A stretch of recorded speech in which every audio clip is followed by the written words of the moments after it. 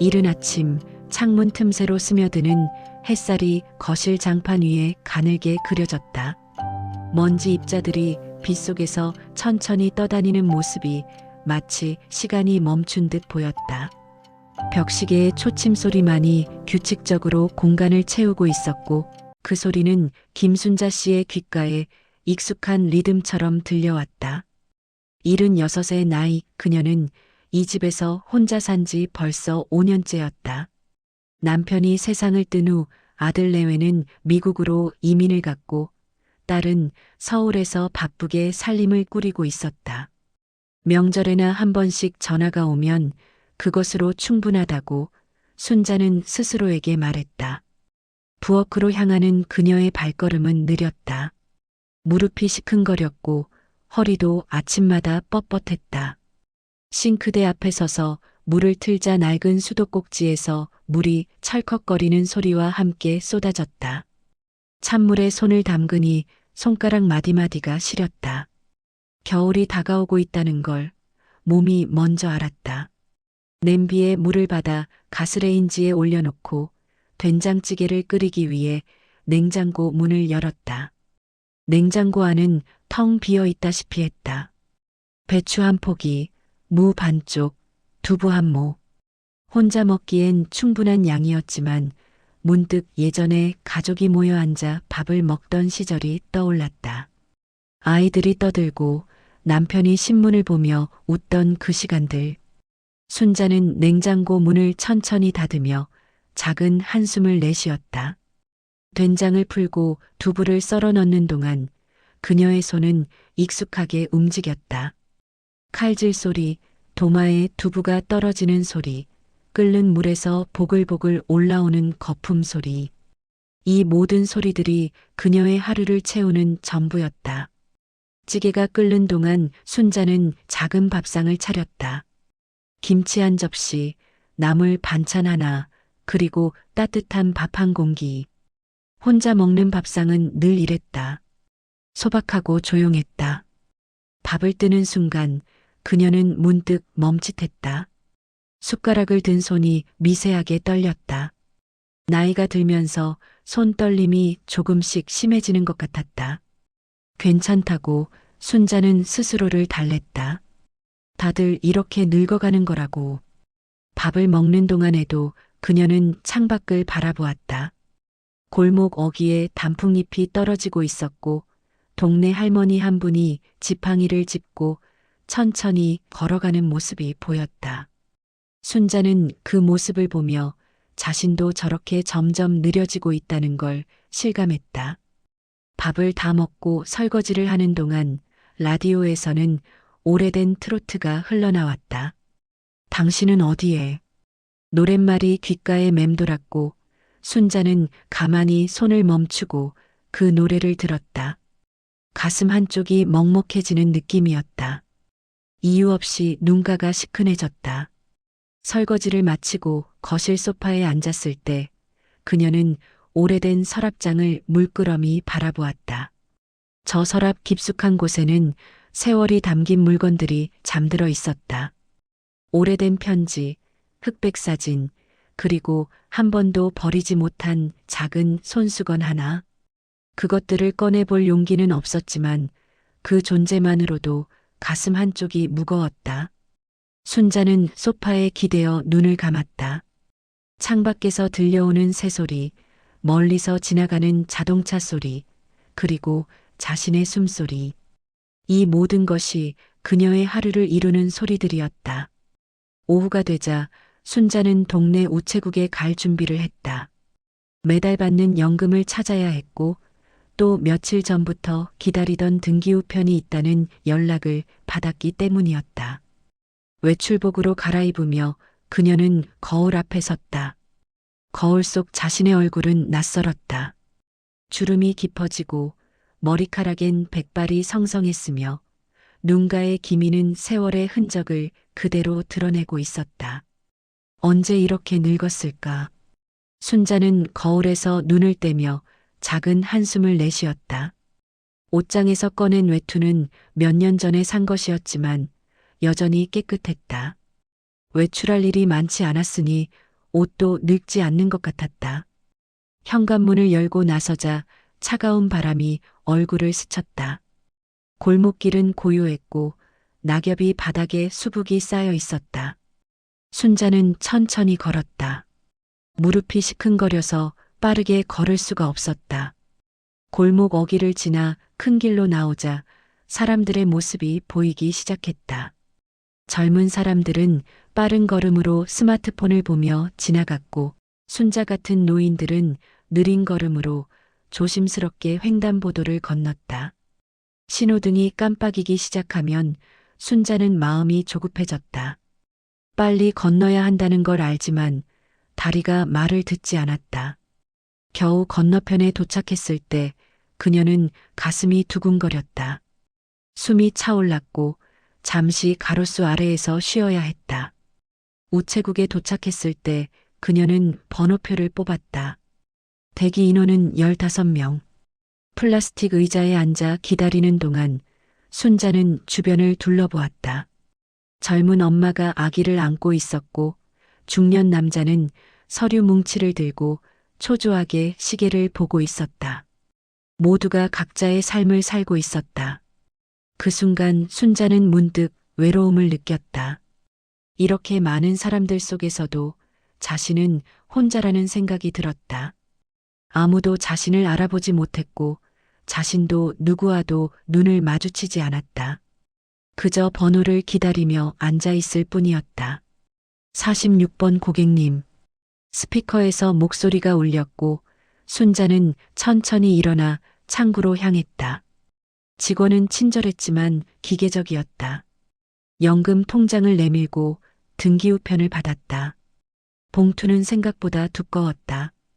발신인 이름을 보는 순간 순자의 손이 미세하게 떨렸다. 송영호. 그 이름을 본 순간 가슴 한쪽이 철렁 내려앉는 느낌이었다. 50년도 넘은 이름이었다. 첫사랑의 이름. 평생 잊으려 했던, 하지만 완전히 잊지 못했던 그 이름. 순자는 봉투를 꼭 쥐고 우체국을 나섰다. 발걸음이 흔들렸고 주변의 소리가 멀게 들렸다. 왜 지금, 왜 이 나이에 그 이름이 다시 나타난 것일까? 집으로 돌아오는 길은 올 때보다 더 길게 느껴졌다. 순자는 봉투를 가방 깊숙이 넣었지만 그 무게가 내내 느껴졌다. 마음이 무거웠고 가슴이 두근거렸다. 현관문을 열고 들어서자 집은 여전히 고요했다. 하지만 그 고요함이 이제는 다르게 느껴졌다. 뭔가 변화가 시작되고 있다는 예감이 들었다. 순자는 소파에 앉아 가방에서 봉투를 꺼냈다. 한참을 그것을 바라보다가 결국 열지 못하고 다시 서랍 속에 넣어버렸다. 아직 열 용기가 나지 않았다. 아니, 어쩌면 열고 싶지 않았는지도 몰랐다. 그 안에 무엇이 들어있을지, 어떤 말들이 적혀 있을지 두려웠다. 저녁을 먹을 때도 순자는 밥맛이 없었다. 숟가락을 들었다 놓기를 반복했고 결국 밥그릇을 덮어두고 일어났다. 창밖은 어두워지고 있었고 가로등 불빛이 하나둘 켜지기 시작했다. 순자는 창가에 서서 먼 곳을 바라보았다. 50년 전 그 사람의 얼굴이 어렴풋이 떠올랐다. 20살의 순자와 22살의 영호. 그때는 세상이 다 그들의 것 같았다. 하지만 전쟁과 가난과 현실은 그들을 갈라놓았다. 순자는 다른 사람과 결혼했고 영호는 어디론가 떠났다. 그 후로 단 한 번도 만난 적이 없었다. 소식조차 들은 적이 없었다.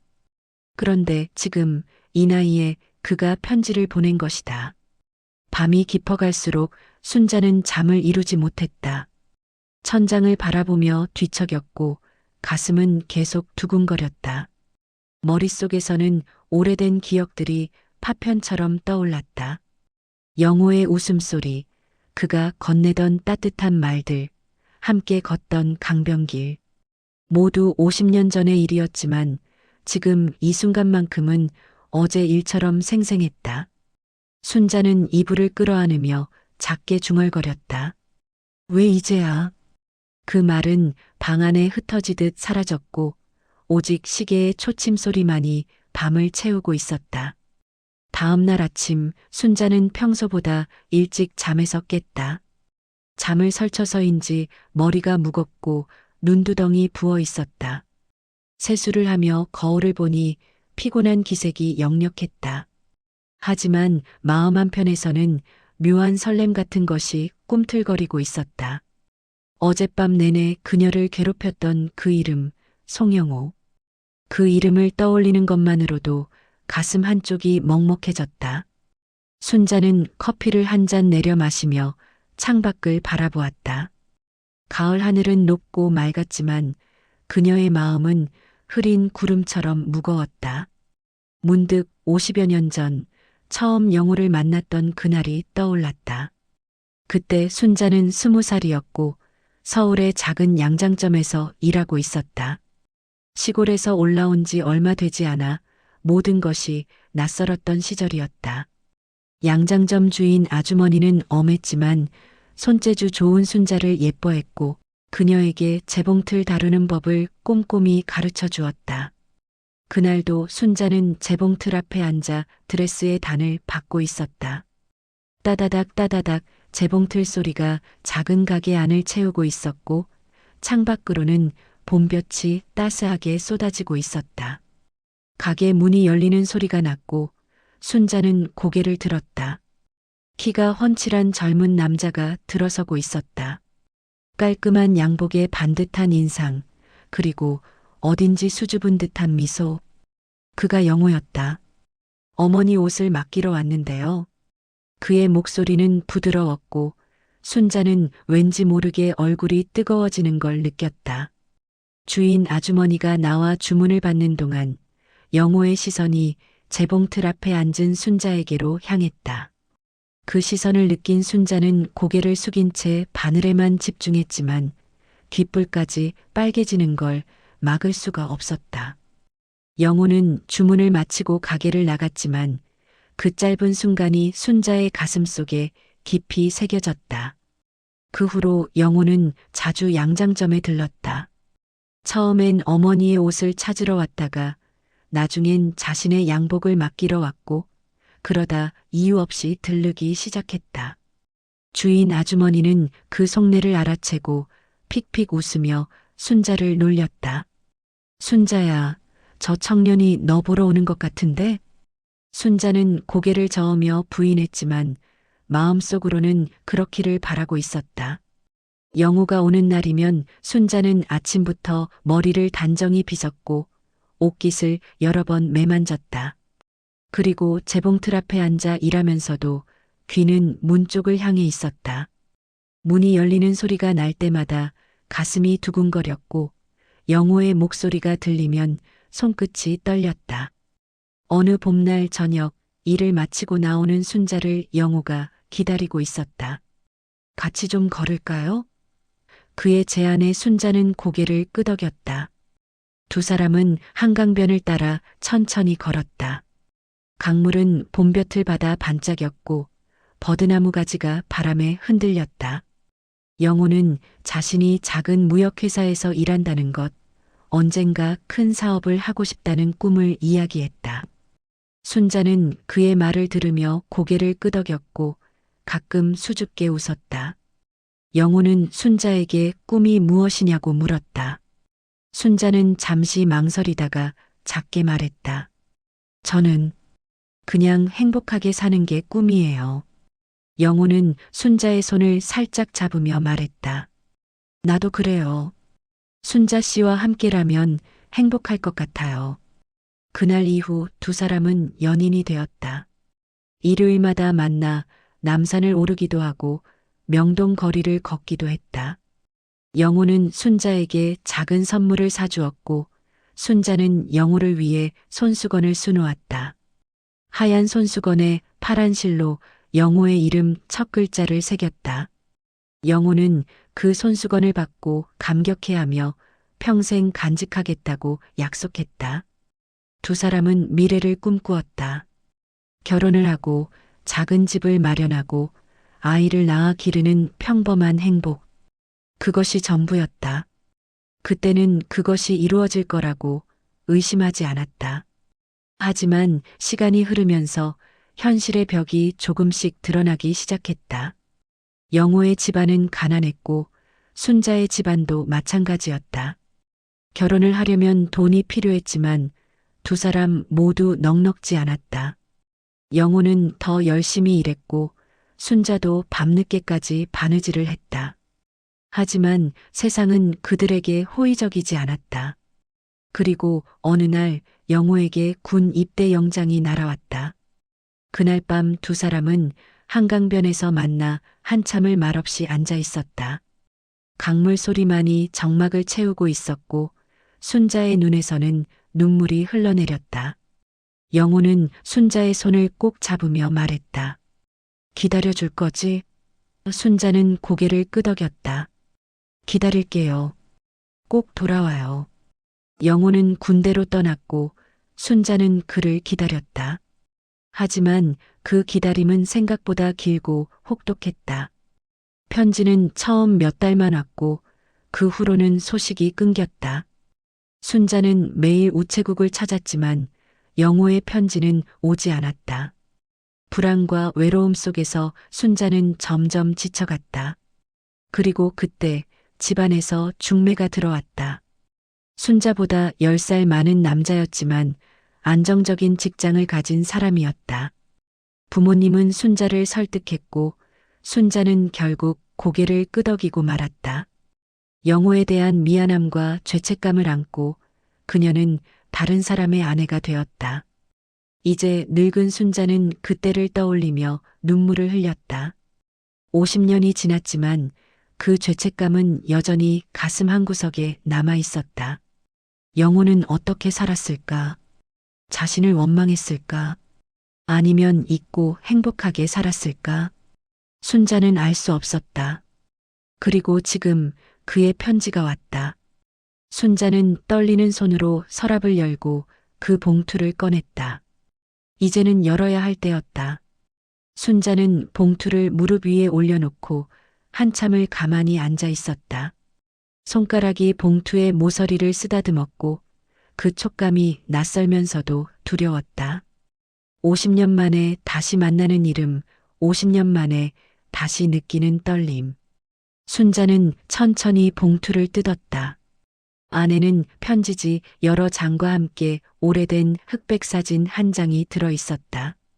사진을 보는 순간 순자의 눈에서 눈물이 주르르 흘러내렸다. 사진 속에는 젊은 순자와 영호가 나란히 서 있었다. 한강변 어딘가였을 것이다. 두 사람은 수줍게 웃고 있었고 영호의 손은 순자의 어깨에 살짝 걸쳐져 있었다. 그때의 행복했던 순간이 사진 속에 그대로 박제되어 있었다. 순자는 사진을 가슴에 꼭 안으며 눈을 감았다. 그러자 더 선명한 기억들이 떠올랐다. 영호와 함께 걷던 남산의 오솔길, 단풍잎이 붉게 물들던 가을날, 두 사람은 손을 잡고 천천히 걸었다. 영호는 순자에게 미래의 이야기를 들려주었다. 순자야, 내가 돈 좀 모으면 우리 작은 집 하나 장만하자. 마당이 있는 집, 거기서 꽃도 키우고 강아지도 한 마리 키우고 그렇게 살면 얼마나 좋을까. 순자는 그 말을 들으며 고개를 끄덕이며 웃었다. 저는 마당에 장미를 심고 싶어요. 빨간 장미. 그리고 토마토도 키우고요. 영호는 순자의 머리를 쓰다듬으며 말했다. 그래, 다 해주지. 우리 순자가 원하는 건 뭐든지. 겨울이 오면 두 사람은 명동의 작은 다방에서 만났다. 난로가 타닥타닥 소리를 내며 타고 있었고 창밖으로는 눈이 내렸다. 순자는 뜨거운 커피를 두 손으로 감싸 쥐고 호호 불며 마셨다. 영호는 순자의 얼굴을 바라보며 말했다. 순자야, 너 추워? 순자는 고개를 저었다. 아니요, 괜찮아요. 여기 따뜻해요. 영호는 자신의 목도리를 풀어 순자의 목에 둘러주었다. 이거 하고 있어. 내가 새로 산 거야. 너한테 주려고. 순자는 고개를 저으며 사양했지만 영호는 고집을 부렸다. 받아. 내가 너한테 해주고 싶은 게 이것밖에 없잖아. 순자는 결국 목도리를 받았고 그 목도리의 온기가 가슴까지 스며드는 것 같았다. 봄이 오면 두 사람은 경복궁 근처를 걸었다. 벚꽃이 만개한 길을 따라 걸으며 영호는 순자의 손을 꼭 잡았다. 사람들이 지나가도 영호는 손을 놓지 않았다. 그때는 연인들이 길거리에서 손을 잡는 것도 조심스럽던 시절이었지만 영호는 당당했다. 왜 우리가 숨어야 해? 우리는 사랑하는 사이잖아. 순자는 부끄러워하면서도 그런 영호가 좋았다.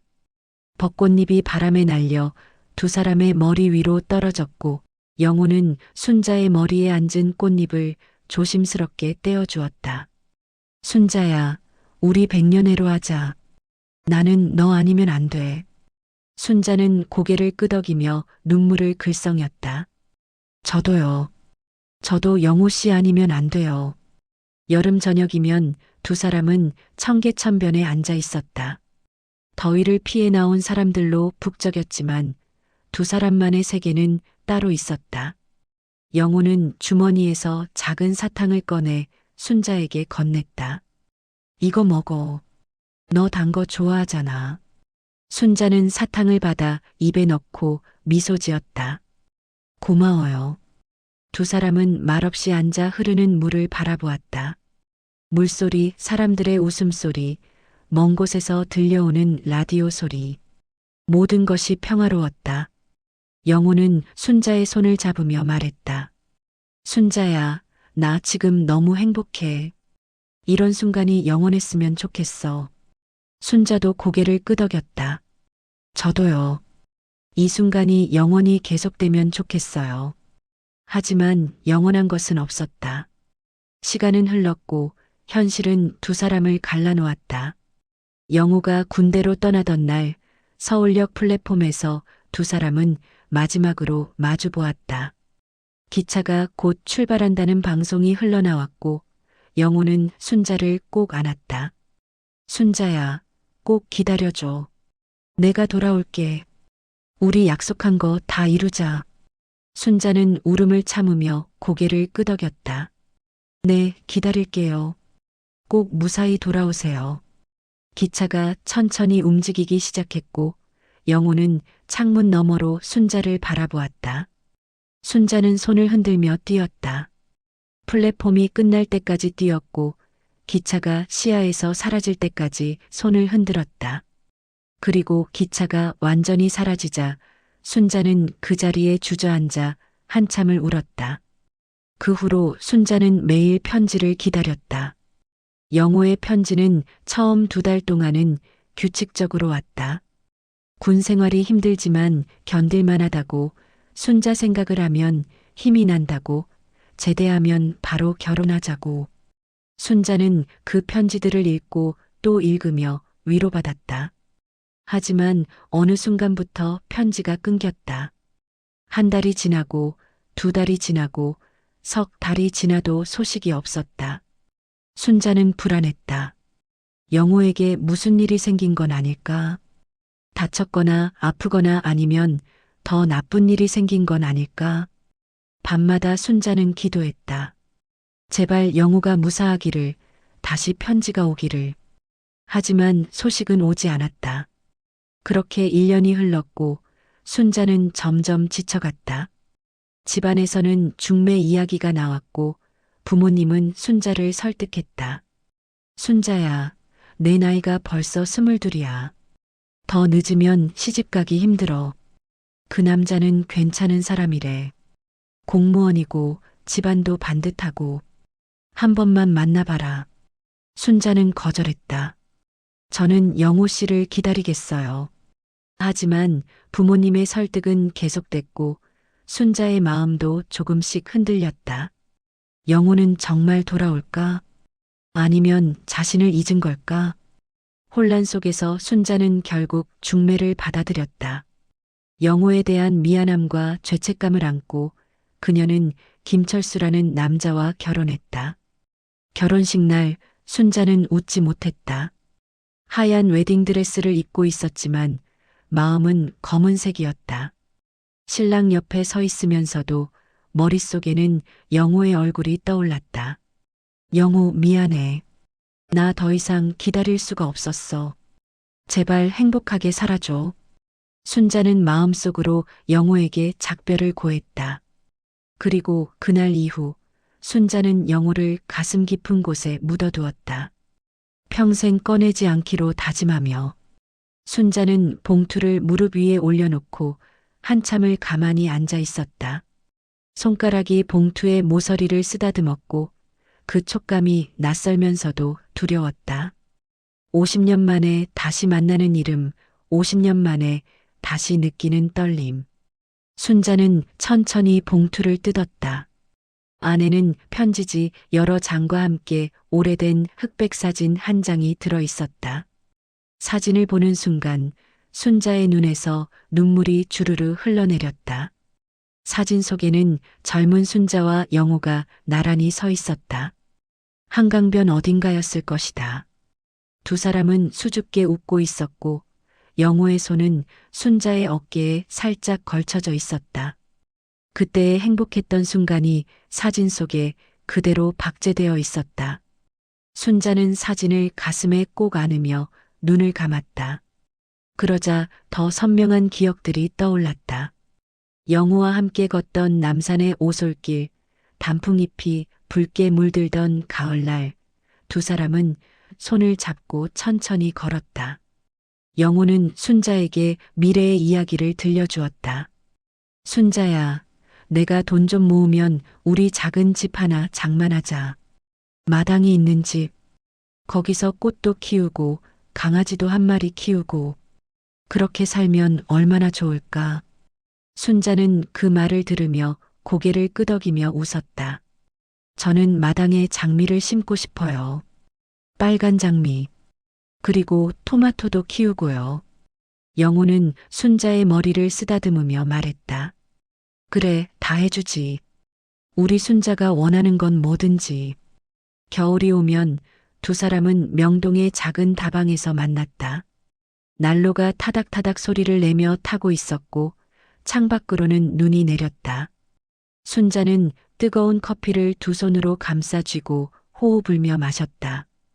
영호는 순자의 얼굴을 바라보며 말했다. 순자야, 너 추워? 순자는 고개를 저었다. 아니요, 괜찮아요. 여기 따뜻해요. 영호는 자신의 목도리를 풀어 순자의 목에 둘러주었다. 이거 하고 있어. 내가 새로 산 거야. 너한테 주려고. 순자는 고개를 저으며 사양했지만 영호는 고집을 부렸다. 받아. 내가 너한테 해주고 싶은 게 이것밖에 없잖아.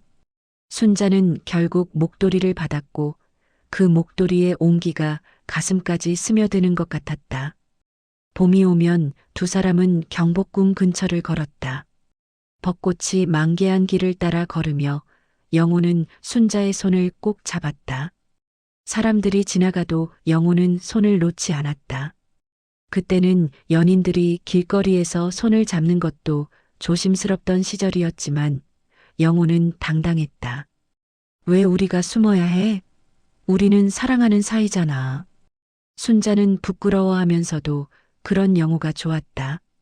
벚꽃잎이 바람에 날려 두 사람의 머리 위로 떨어졌고 영호는 순자의 머리에 앉은 꽃잎을 조심스럽게 떼어주었다. 순자야, 우리 백년해로 하자. 나는 너 아니면 안 돼. 순자는 고개를 끄덕이며 눈물을 글썽였다. 저도요. 저도 영호 씨 아니면 안 돼요. 여름 저녁이면 두 사람은 청계천변에 앉아 있었다. 더위를 피해 나온 사람들로 북적였지만 두 사람만의 세계는 따로 있었다. 영호는 주머니에서 작은 사탕을 꺼내 순자에게 건넸다. 이거 먹어. 너 단 거 좋아하잖아. 순자는 사탕을 받아 입에 넣고 미소 지었다. 고마워요. 두 사람은 말없이 앉아 흐르는 물을 바라보았다. 물소리, 사람들의 웃음소리, 먼 곳에서 들려오는 라디오 소리. 모든 것이 평화로웠다. 영호는 순자의 손을 잡으며 말했다. 순자야, 나 지금 너무 행복해. 이런 순간이 영원했으면 좋겠어. 순자도 고개를 끄덕였다. 저도요. 이 순간이 영원히 계속되면 좋겠어요. 하지만 영원한 것은 없었다. 시간은 흘렀고 현실은 두 사람을 갈라놓았다. 영호가 군대로 떠나던 날 서울역 플랫폼에서 두 사람은 마지막으로 마주 보았다. 기차가 곧 출발한다는 방송이 흘러나왔고 영호는 순자를 꼭 안았다. 순자야, 꼭 기다려줘. 내가 돌아올게. 우리 약속한 거 다 이루자. 순자는 울음을 참으며 고개를 끄덕였다. 네, 기다릴게요. 꼭 무사히 돌아오세요. 기차가 천천히 움직이기 시작했고 영호는 창문 너머로 순자를 바라보았다. 순자는 손을 흔들며 뛰었다. 플랫폼이 끝날 때까지 뛰었고 기차가 시야에서 사라질 때까지 손을 흔들었다. 그리고 기차가 완전히 사라지자 순자는 그 자리에 주저앉아 한참을 울었다. 그 후로 순자는 매일 편지를 기다렸다. 영호의 편지는 처음 2달 동안은 규칙적으로 왔다. 군 생활이 힘들지만 견딜만하다고, 순자 생각을 하면 힘이 난다고, 제대하면 바로 결혼하자고. 순자는 그 편지들을 읽고 또 읽으며 위로받았다. 하지만 어느 순간부터 편지가 끊겼다. 1달이 지나고 2달이 지나고 석 달이 지나도 소식이 없었다. 순자는 불안했다. 영호에게 무슨 일이 생긴 건 아닐까?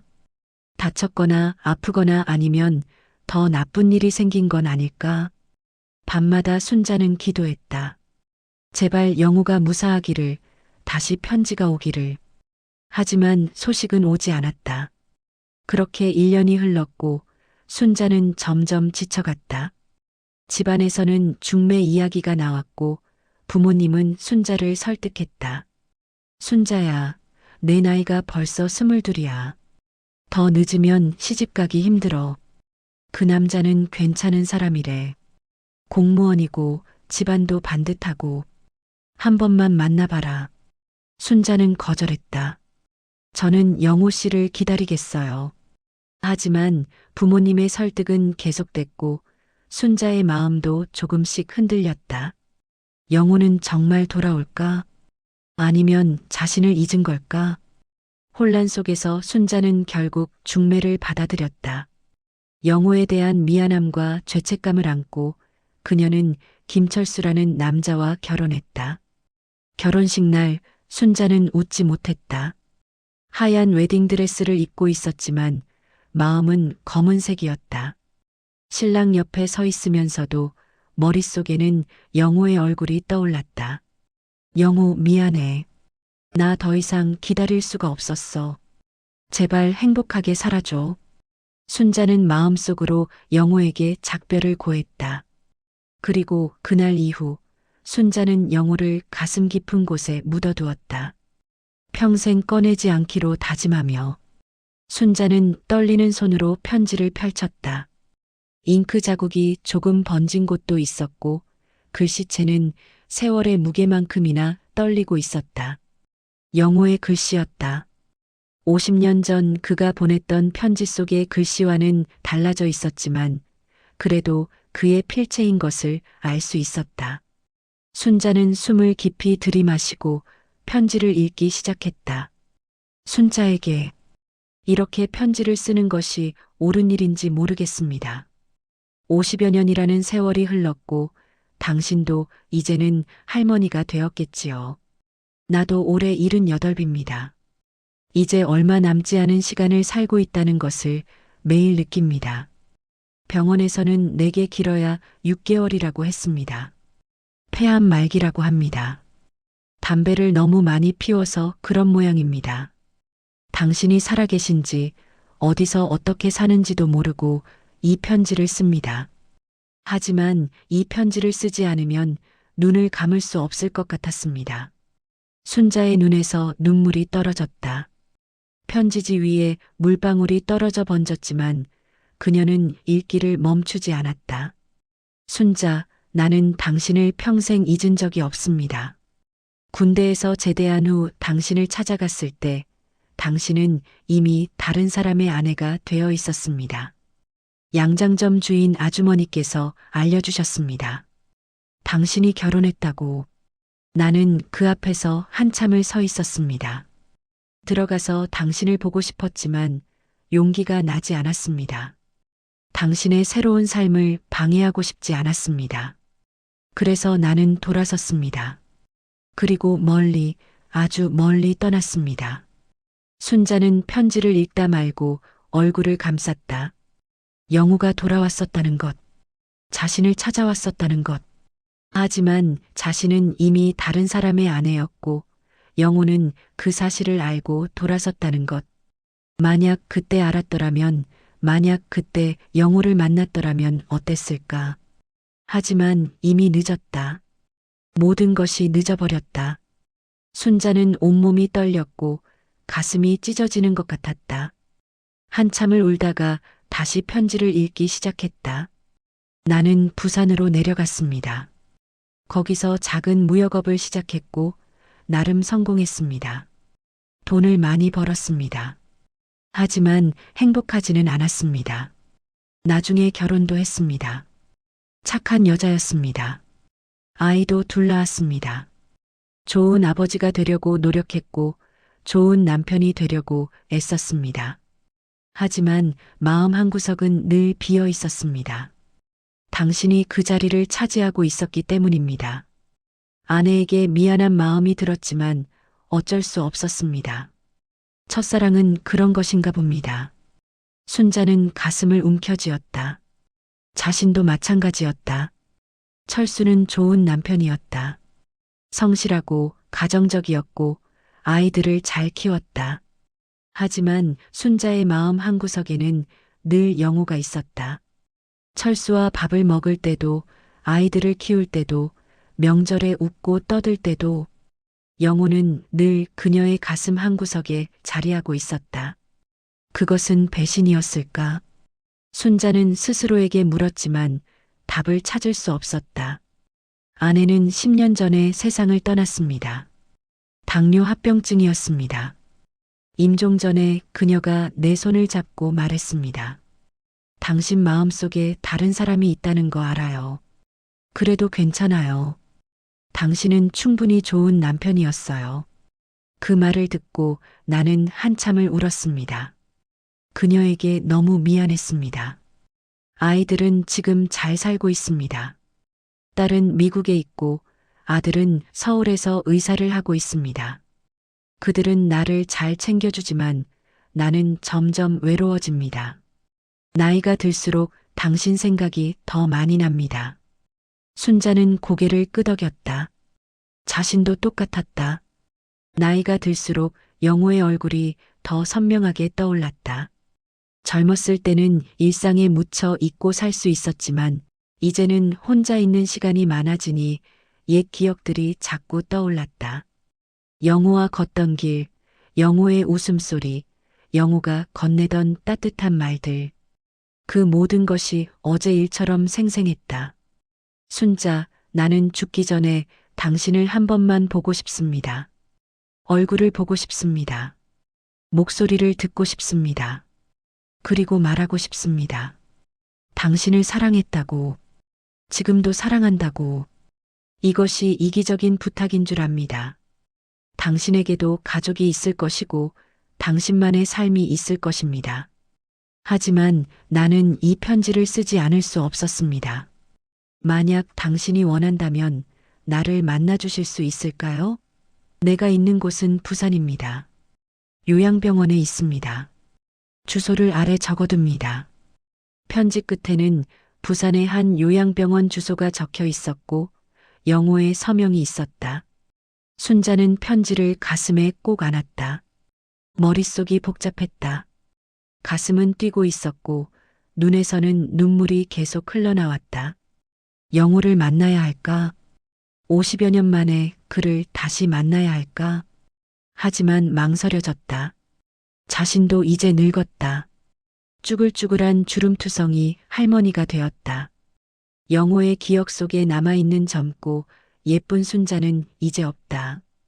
지금의 모습을 보여주는 것이 부끄러웠다. 게다가 영호는 병들어 있다. 말기암이라고 했다. 그를 만나면 더 가슴이 아플 것이다. 하지만 마음 한편에서는 간절함이 밀려왔다. 죽기 전에 한 번만이라도 영호를 보고 싶었다. 그의 얼굴을 보고 목소리를 듣고 손을 잡고 싶었다. 그리고 말하고 싶었다. 미안하다고, 그리고 자신도 평생 그를 잊지 못했다고. 순자는 편지를 접어 다시 봉투에 넣었다. 그리고 창밖을 바라보았다. 하늘은 여전히 맑았지만 그녀의 마음은 폭풍 속에 있었다. 그날 밤 순자는 잠을 이루지 못했다. 이불을 뒤척이며 수없이 생각했다. 가야 할까 말아야 할까? 영호를 만나면 무슨 말을 해야 할까? 어떤 모습으로 서 있어야 할까? 생각은 꼬리에 꼬리를 물었고 밤은 깊어만 갔다. 동이 트기 시작할 무렵 순자는 결심했다. 가자. 영호를 만나러 가자. 죽기 전에 꼭 한 번은 만나야 한다. 그렇지 않으면 평생 후회할 것이다. 순자는 천장을 바라보며 작게 중얼거렸다. 영호 씨, 나 갈게요. 꼭 만나러 갈게요. 다음 날 아침 순자는 서울에 사는 딸 미숙에게 전화를 걸었다. 손이 떨려서 번호를 누르는 것도 쉽지 않았다. 신호음이 몇 번 울린 후 딸의 목소리가 들렸다. 여보세요, 엄마. 미숙의 목소리는 바빴다. 아침 시간이라 아이들 등교 준비를 시키느라 정신이 없는 게 분명했다. 미숙아, 엄마야. 순자의 목소리는 떨리고 있었다. 엄마, 무슨 일 있어요? 목소리가 왜 그래요? 미숙이 물었다. 순자는 잠시 망설이다가 말했다. 미숙아, 엄마가 부산에 좀 다녀와야 할 것 같아. 전화 너머로 잠시 침묵이 흘렀다. 부산요? 갑자기 왜요? 거기 아는 사람이라도 있어요? 미숙의 목소리에는 의아함이 묻어났다. 순자는 어떻게 설명해야 할지 몰라 머뭇거렸다. 그게 옛날에 알던 사람이 있는데 그 사람이 많이 아프다고 해서. 옛날에 알던 사람이요? 누군데요? 미숙의 질문이 이어졌다. 순자는 입술을 깨물었다. 딸에게 어떻게 말해야 할까? 엄마의 첫사랑이라고 말할 수 있을까? 그냥 어릴 때 친구야. 오래전에 알던. 순자는 애매하게 얼버무렸다. 엄마, 혼자 부산까지 가시게요? 무릎도 안 좋으신데. 그리고 요즘 감기도 도는데 건강 괜찮으세요? 미숙의 목소리에는 걱정이 섞여 있었지만 동시에 바쁨도 느껴졌다. 괜찮아. 엄마가 알아서 갈게. 순자가 말했다. 엄마, 저 지금 애들 학교 보내야 해서 정신이 없어요. 나중에 다시 전화드릴게요. 무리하지 마시고 정 가시려면 저한테 미리 말씀하세요. 제가 기차표라도 예매해드릴게요. 미숙은 서둘러 전화를 끊었다. 순자는 핸드폰을 내려놓으며 한숨을 쉬었다. 딸에게 제대로 말하지 못했다는 것이 마음에 걸렸지만 어쩌면 말하지 않는 것이 나을지도 몰랐다. 그날 오후 순자는 동네 친구 정숙을 만났다. 정숙은 순자와 같은 나이로 오래전부터 이 동네에서 함께 살아온 친구였다. 두 사람은 동네 정자에 앉아 햇볕을 쬐이며 이야기를 나누었다. 정숙이 먼저 입을 열었다. 순자야, 요즘 안색이 안 좋아 보여. 무슨 일 있어? 순자는 잠시 망설이다가 조심스럽게 말했다. 정수가 너한테만 말하는 건데. 사실은. 순자는 영호의 편지에 대해 이야기했다. 첫사랑이었던 사람이 말기암으로 요양병원에 있다는 것, 만나고 싶다는 편지를 보냈다는 것, 자신도 그를 만나고 싶다는 것. 정숙은 놀란 표정으로 순자를 바라보았다. 뭐, 첫사랑? 너 결혼하기 전에 그런 사람이 있었어? 순자는 고개를 끄덕였다. 응, 50년도 넘은 일이야. 그때는 어렸고 세상 물정도 몰랐어. 그 사람과 결혼하고 싶었는데 여러 가지 일이 겹쳐서 헤어졌어. 그리고 철수를 만났고 정숙은 한동안 말없이 순자를 바라보다가 입을 열었다. 순자야, 내 생각엔 가지 않는 게 좋을 것 같아. 순자는 놀라서 정숙을 바라보았다. 왜? 생각해봐. 50년이나 지났잖아. 그 사람도 늙었고 너도 늙었어. 옛날 기억을 그대로 간직하는 게 낫지 않을까? 지금 만나면 서로 실망할 수도 있어. 그리고 너 자식들한테 뭐라고 할 거야? 엄마가 첫사랑 만나러 간다고? 미숙이나 미국에 있는 아들이 그 말 들으면 어떻게 생각하겠어? 정숙의 말에는 일리가 있었다. 순자는 입술을 깨물었다. 그래도 나는 가야 할 것 같아. 그 사람이 죽기 전에 한 번만이라도 보고 싶어. 그렇지 않으면 평생 후회할 것 같아. 정숙은 고개를 저었다. 순자야, 나는 내 친구로서 말하는 거야. 가지 마. 괜히 옛날 일 들춰내서 마음만 아프게 하지 마. 너도 이제 나이가 있잖아. 조용히 살아야지. 괜히 애들한테 걱정 끼치지 말고. 정숙의 말은 진심에서 우러나온 충고였지만 순자의 마음을 더 무겁게 만들었다. 두 사람은 한동안 말없이 앉아 있었다. 정자 밖으로 낙엽이 바람에 날렸고 멀리서 아이들의 웃음소리가 들렸다. 순자는 마음속으로 생각했다. 정숙의 말이 맞을 수도 있다. 하지만 자신의 마음은 이미 결정되어 있었다. 집으로 돌아온 순자는 또다시 딸 미숙에게 전화가 걸려왔다. 엄마, 아까 통화하다가 제대로 못 들어서요. 부산 간다는 게 무슨 일이에요? 정말 가시려고요? 미숙의 목소리에는 걱정과 함께 약간의 짜증도 섞여 있었다. 응, 엄마 가야 할 것 같아. 순자가 조용히 대답했다. 도대체 누굴 만나시려고 그러세요? 그렇게 급한 일이에요? 미숙이 다그쳤다. 순자는 한숨을 쉬었다. 미숙아, 엄마 이야기 좀 들어줄래? 순자는 딸에게 조심스럽게 이야기했다. 젊었을 때 사랑했던 사람이 있었다는 것, 하지만 여러 사정으로 헤어졌고 아버지와 결혼했다는 것, 그 사람이 이제 병으로 얼마 남지 않았다는 것. 전화 너머로 미숙의 숨소리가 거칠어지는 것이 느껴졌다. 엄마, 그게 무슨 말씀이세요? 아빠 돌아가신 지 겨우 5년밖에 안 됐는데 옛날 남자 찾아간다고요? 미숙의 목소리가 높아졌다. 미숙아, 그게 아니라. 순자가 변명하려 했지만 미숙은 말을 막았다. 엄마, 저 이해할 수 없어요. 아빠한테 어떻게 그러실 수가 있어요? 아빠가 엄마한테 얼마나 잘해줬는데요. 평생 성실하게 가정 지키고 우리 키우느라 고생하셨잖아요. 그런데 지금 옛날 남자 생각한다고요? 미숙의 목소리는 떨렸다. 분노와 실망이 섞인 목소리였다. 순자는 가슴이 미어지는 것 같았다. 미숙아, 엄마는 아빠를 배신하려는 게 아니야. 아빠한테도 늘 고마웠고 잘 살려고 노력했어.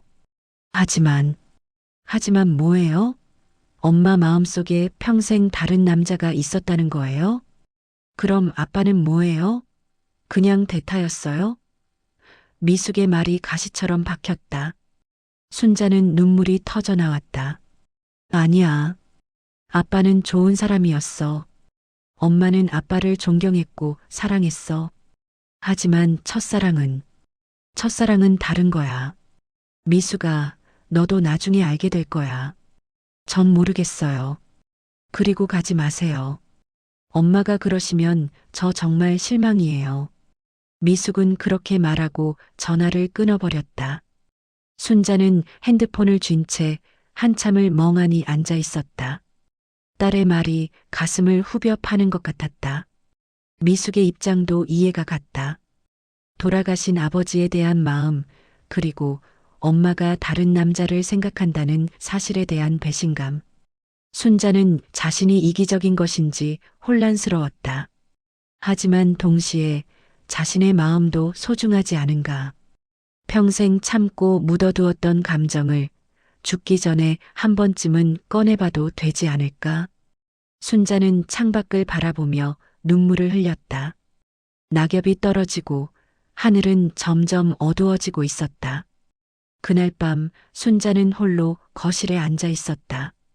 불을 켜지 않은 채 어둠 속에 잠겨 있었고 창밖 가로등 불빛만이 희미하게 방 안을 비추고 있었다. 텔레비전은 꺼져 있었고 벽시계의 초침 소리만이 고요함을 깨뜨렸다. 순자는 무릎 위에 두 손을 모은 채 고개를 숙이고 있었다.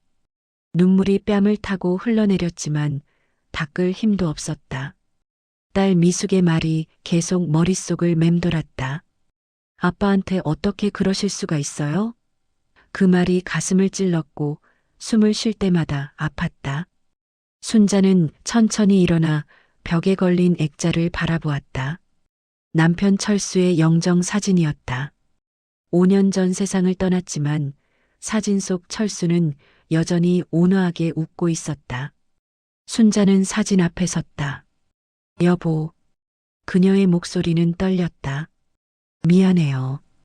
당신한테 정말 미안해요. 눈물이 다시 흘러내렸다. 철수는 좋은 남편이었다. 매일 아침 일찍 일어나 출근 준비를 하고 저녁에는 피곤한 몸을 이끌고 집에 돌아와 아이들과 놀아주었다. 명절이면 순자의 친정에도 함께 가주었고 순자가 아프면 밤새 간호해 주었다. 한 번도 큰 소리 낸 적 없는 사람이었다. 평생을 묵묵히 가정을 지켜온 사람. 당신은 나한테 잘해줬어요. 정말 잘해줬어요. 나도 당신을 사랑했어요. 정말이에요. 순자는 사진을 향해 속삭였다. 하지만 내 마음 한구석에는 늘 다른 사람이 있었어요. 당신도 알고 있었을 거예요. 내가 가끔 멍하니 먼 곳을 바라볼 때 당신은 아무 말도 하지 않았지만 알고 있었겠죠. 미안해요. 정말 미안해요. 순자는 사진 앞에 무릎을 꿇고 엎드렸다. 온몸이 떨렸고 오열이 터져나왔다. 50년 동안 억눌렀던 감정들이 한꺼번에 쏟아져 나왔다. 죄책감, 그리움, 후회, 미안함.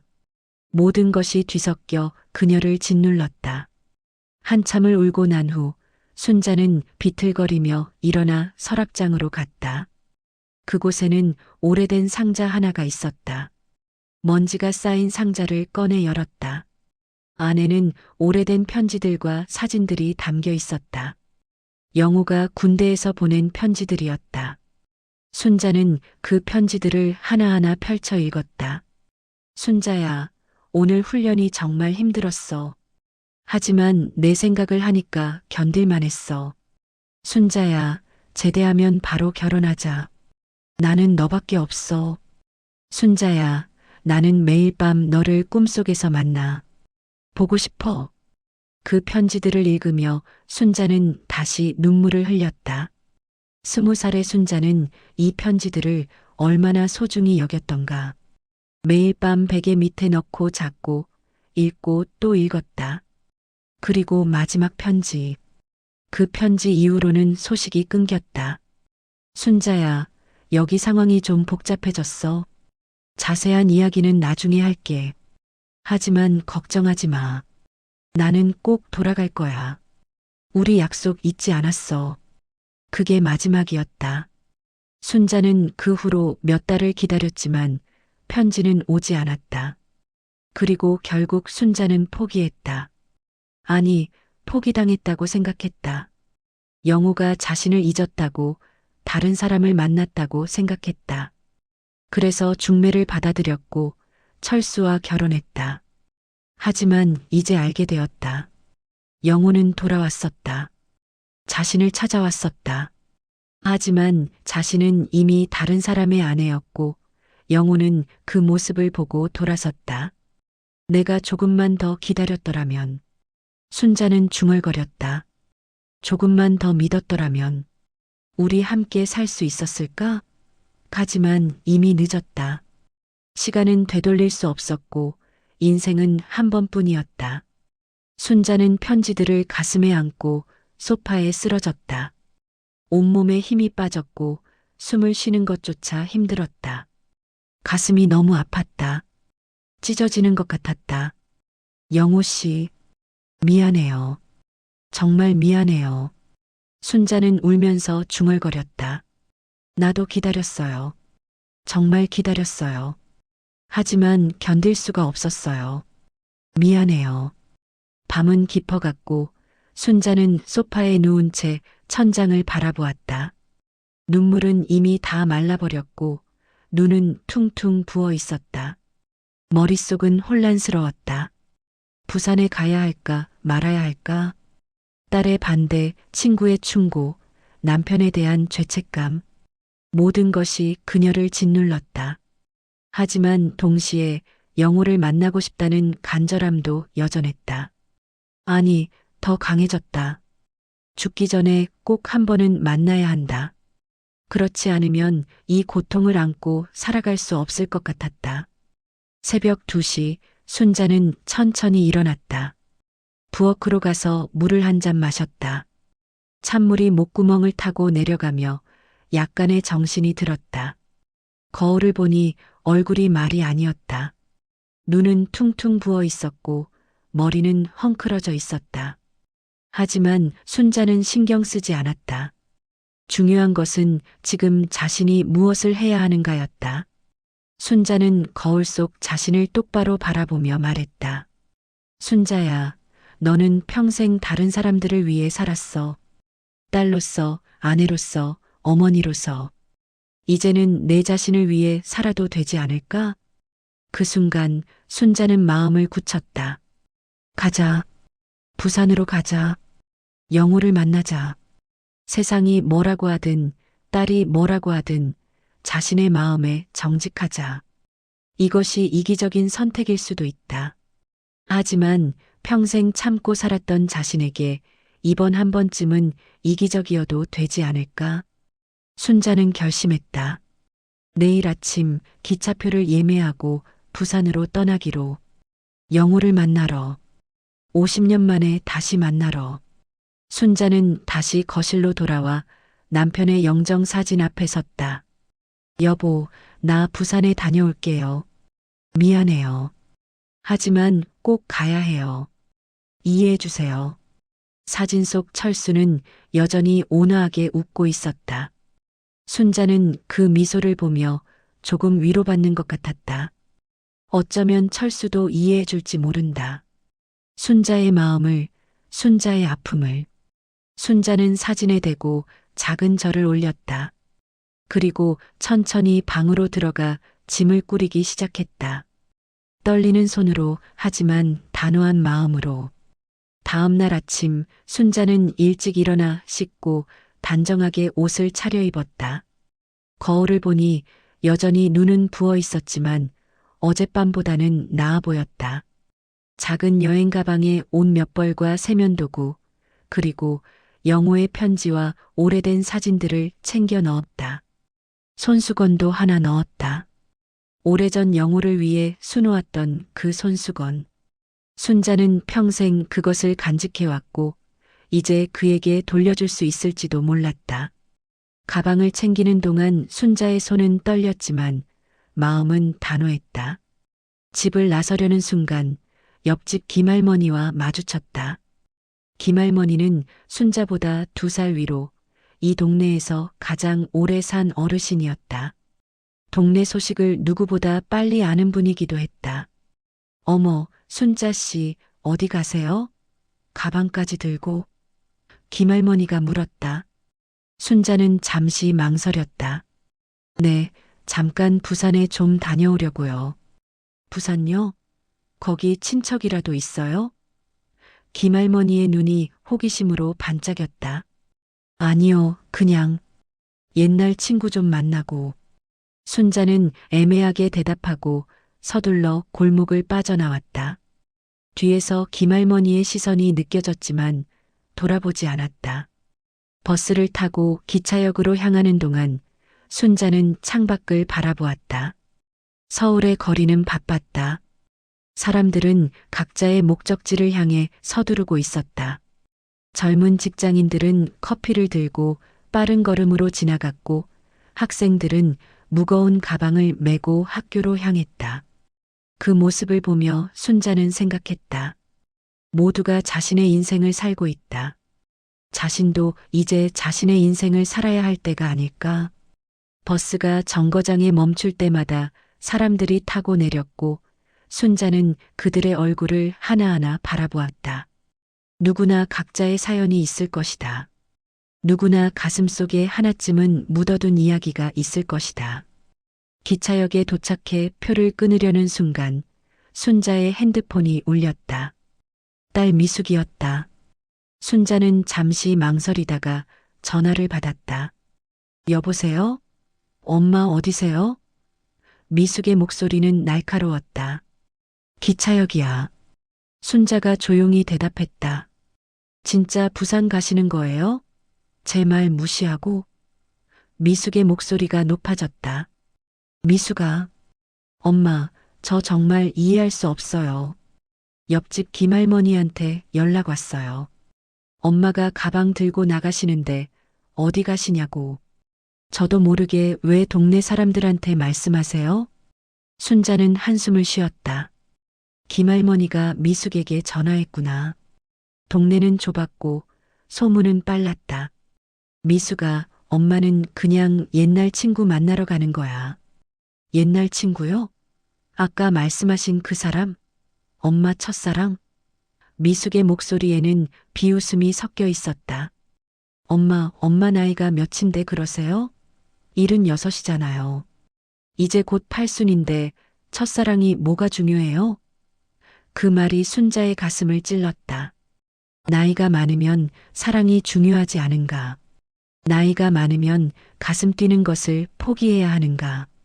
미숙아, 엄마도 사람이야. 나이가 많아도 마음은 있어. 순자의 목소리가 떨렸다.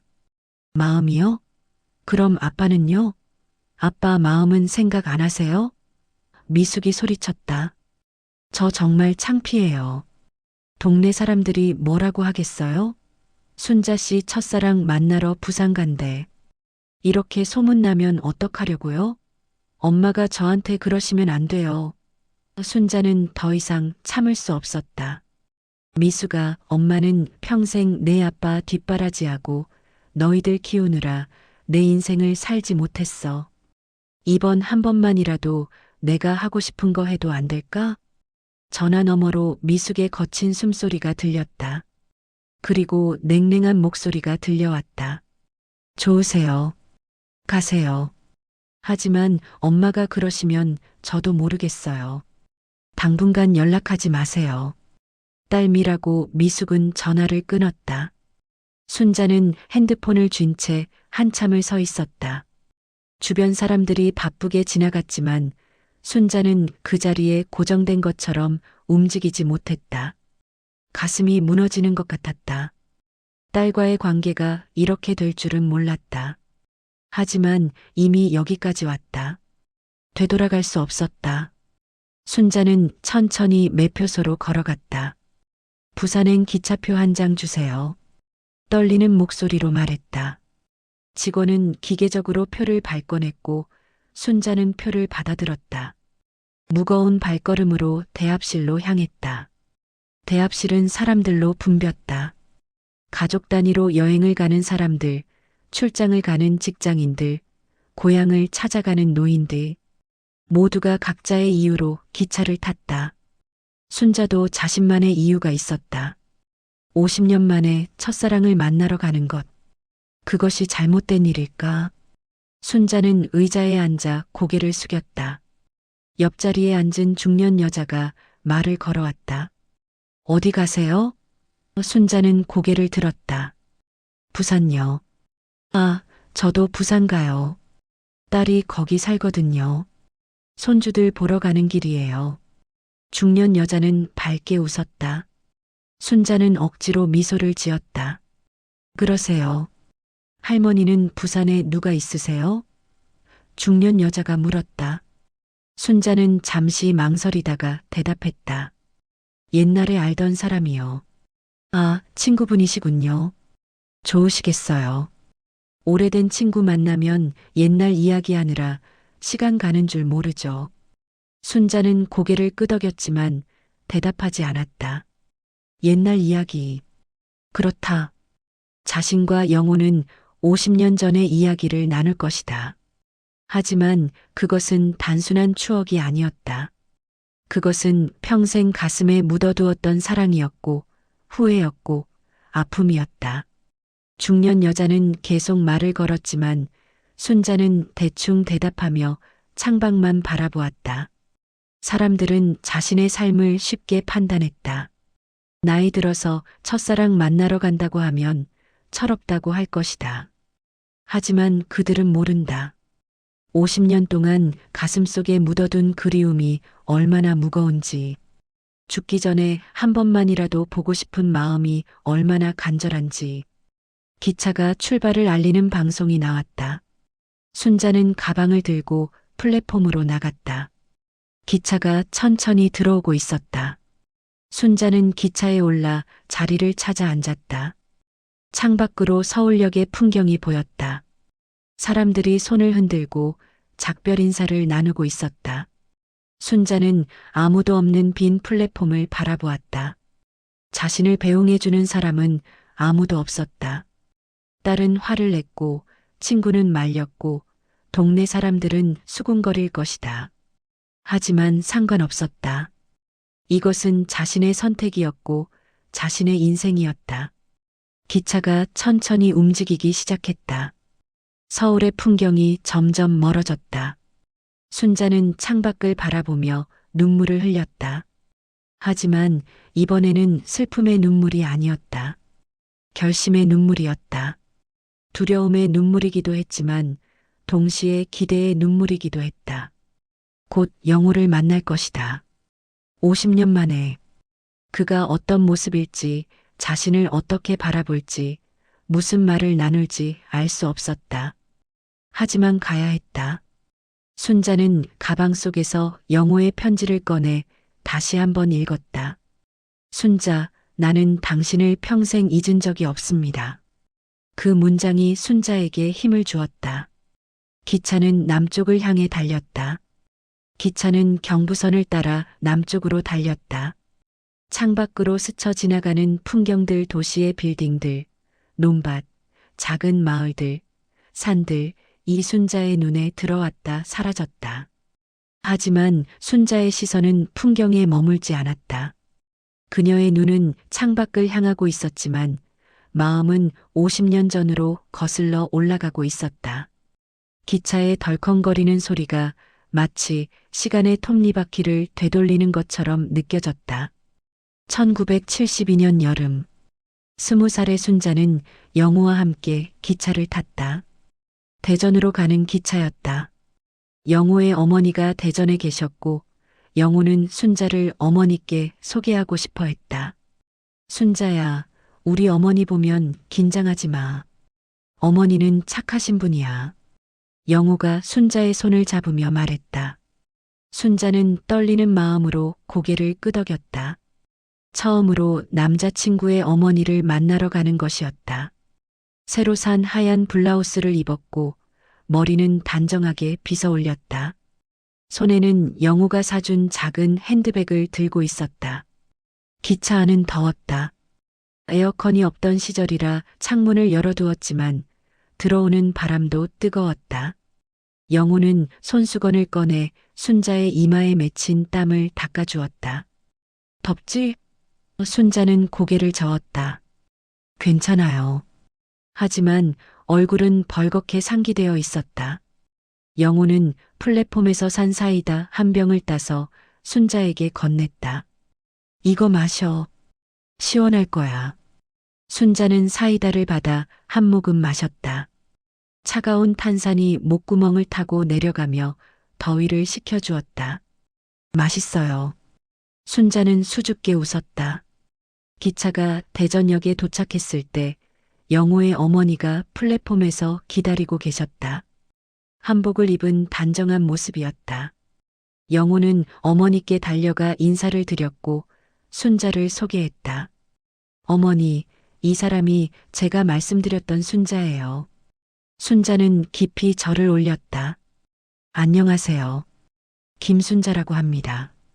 영호의 어머니는 순자를 위아래로 훑어보더니 고개를 끄덕였다. 그래, 영호 말대로 참 곱게 생겼구나. 우리 집에 가자. 세 사람은 함께 영호의 집으로 향했다. 순자는 그날 영호의 집에서 저녁을 먹었고 어머니는 순자에게 친절했다. 돌아오는 기차 안에서 영호는 말했다. 순자야, 우리 어머니가 너 마음에 들어 하셨어. 이제 결혼만 하면 돼. 2024년 가을. 순자는 그 기억에서 깨어났다. 눈가에 눈물이 맺혀 있었다. 그때는 모든 것이 완벽해 보였다. 결혼은 시간 문제였고 미래는 밝아 보였다. 하지만 모든 것이 무너졌다.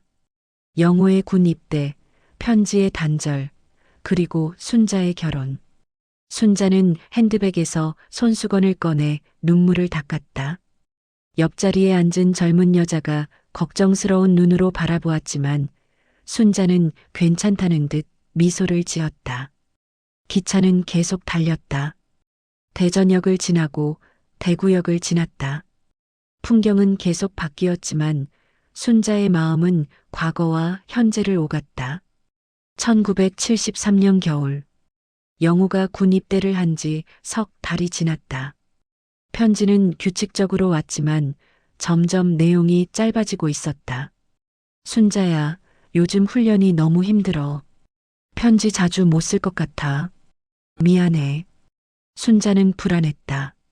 무언가 잘못되고 있다는 느낌이 들었다. 양장점에서 일하면서도 마음이 편하지 않았다. 재봉틀을 돌리다가도 멍하니 창밖만 바라보곤 했다. 주인 아주머니가 걱정했다. 순자야, 무슨 일 있니? 요즘 얼굴이 안 좋아. 아니에요. 괜찮아요. 순자는 대답했지만 눈에는 눈물이 고여 있었다. 어느 날 우체부가 편지를 가져왔다. 영호의 편지였다. 순자는 급히 뜯어보았다. 순자야, 나 지금 상황이 좀 복잡해. 부대 사정이 있어서 외출도 못 나가고 편지도 자주 못 쓰게 됐어. 너무 걱정하지 마. 제대하면 꼭 연락할게. 사랑해. 그게 마지막 편지였다. 그 후로 석 달, 6달이 지났지만 소식이 없었다. 순자는 매일 우체국에 갔지만 영호의 편지는 오지 않았다. 불안과 외로움 속에서 순자는 점점 지쳐갔다. 그리고 그때 중매가 들어왔다. 2024년 가을. 다음 정차역은 부산역입니다. 안내방송이 울렸다. 순자는 정신을 차렸다. 벌써 부산에 도착한 것이었다. 3시간이 넘는 여정이었지만 순자에게는 금방 지나간 것 같았다. 가방을 챙기고 일어서는데 다리가 저렸다. 오래 앉아 있어서 혈액순환이 안 된 것이었다. 순자는 천천히 걸으며 기차에서 내렸다. 부산역은 붐볐다. 사람들이 서둘러 지나갔고 안내방송이 계속 울렸다. 순자는 잠시 서서 주변을 둘러보았다. 부산, 영호가 살았던 곳, 영호가 사업을 했던 곳, 영호가 결혼하고 아이를 키웠던 곳. 순자는 택시를 잡아탔다. 어디 가실까요? 기사가 물었다. 순자는 주소를 알려주었다. 세광요양병원이요. 택시는 부산 시내를 달렸다. 바다가 보였다. 햇살에 반짝이는 파도, 멀리 보이는 배들, 갈매기들이 날아다니는 모습. 순자는 창밖을 바라보며 생각했다. 영호도 이 바다를 봤을까? 혼자 바닷가를 걸으며 자신을 생각했을까? 1974년 봄. 순자는 결혼식 날 아침 거울 앞에 섰다. 하얀 웨딩드레스를 입고 있었지만 얼굴에는 미소가 없었다. 화장을 해주는 아주머니가 물었다. 세댁, 왜 표정이 그래요? 오늘 가장 행복한 날이잖아요. 순자는 억지로 웃었다. 네, 감사합니다. 하지만 마음속으로는 울고 있었다. 영우, 미안해. 나 더 이상 기다릴 수가 없었어. 결혼식장에는 많은 사람들이 왔다. 친척들, 친구들, 동네 사람들. 모두가 축하해 주었다. 순자야, 좋은 사람 만났네. 신랑이 참 반듯하네. 순자는 고개를 끄덕이며 인사했다. 신랑 김철수는 정말 좋은 사람이었다. 성실하고 예의 바르고 가정적이었다. 하지만 순자의 마음은 다른 곳에 있었다. 결혼 서약을 할 때 순자는 눈물을 흘렸다. 사람들은 감동의 눈물이라고 생각했지만 그것은 이별의 눈물이었다. 영우와의 영원한 이별. 2024년 가을. 다 왔습니다. 택시기사의 목소리에 순자는 정신을 차렸다. 세광요양병원이었다. 하얀 건물이 햇빛을 받아 반짝이고 있었다. 순자는 택시비를 지불하고 내렸다. 병원 입구 앞에 서서 한참을 망설였다. 들어가야 할까? 지금이라도 돌아가야 할까? 가슴이 두근거렸고 다리가 떨렸다. 하지만 여기까지 왔다. 이제 물러설 수 없었다. 순자는 깊은 숨을 들이마시고 병원 문을 밀었다. 로비는 조용했다. 접수 데스크에 간호사가 앉아 있었다. 어떻게 오셨어요? 순자는 떨리는 목소리로 말했다. 송영우님, 찾아왔는데요. 간호사는 컴퓨터를 확인하더니 고개를 끄덕였다. 아, 송영우님, 305호실이세요. 3층입니다. 고맙습니다. 순자는 엘리베이터를 타고 3층으로 올라갔다. 복도는 길었고 소독약 냄새가 났다. 방문 번호를 하나하나 확인하며 걸었다. 301호, 302호, 303호, 그리고 305호. 순자는 문 앞에 섰다. 손이 떨려서 문고리를 잡을 수가 없었다. 50년 만의 만남. 문 하나만 열면 영우가 있다. 순자는 눈을 감고 깊은 숨을 들이마셨다. 그리고 천천히 문을 두드렸다. 들어오세요. 안에서 나지막한 목소리가 들렸다. 남자의 목소리였다. 쉰 목소리였지만 순자는 알아들을 수 있었다. 영우의 목소리였다. 50년이 지나 변했지만 그래도 여전히 그 사람의 목소리였다. 순자는 떨리는 손으로 문고리를 돌렸다. 문이 천천히 열렸고 병실 안이 보이기 시작했다. 하얀 침대, 창가로 들어오는 햇빛, 그리고 침대에 앉아 있는 노인 한 명. 송영우였다. 순자는 그 자리에 얼어붙었다. 영우는 훨씬 말랐고 머리는 완전히 휘어졌으며 얼굴에는 깊은 주름이 패여 있었다. 산소 마스크를 옆에 두고 있었고 팔에는 링거가 꽂혀 있었다. 하지만 그 눈만큼은 여전했다. 맑고 온화한 눈. 순자를 처음 만났을 때 그렇게 바라보던 그 눈. 영우도 순자를 보는 순간 얼어붙었다. 두 사람은 한참을 말없이 서로를 바라보았다. 시간이 멈춘 것 같았다. 병실 밖에서 들려오는 소리들, 간호사들의 발걸음, 다른 환자들의 기침소리, 멀리서 들려오는 텔레비전 소리, 모든 것이 멀게 느껴졌다. 순자. 영우가 먼저 입을 열었다. 그의 목소리는 떨리고 있었다. 정말 당신이야? 순자는 고개를 끄덕였다. 입술이 떨려서 말이 나오지 않았다. 눈에서는 눈물이 주르르 흘러내렸다. 영우는 천천히 침대에서 일어나려고 했다. 하지만 몸이 약해서 비틀거렸다. 순자는 황급히 달려가 영우를 부축했다. 조심하세요. 괜찮으세요? 영우는 순자의 팔을 잡으며 고개를 끄덕였다. 괜찮아. 당신이 왔으니 괜찮아. 두 사람은 그렇게 서로를 부축한 채 한참을 서 있었다.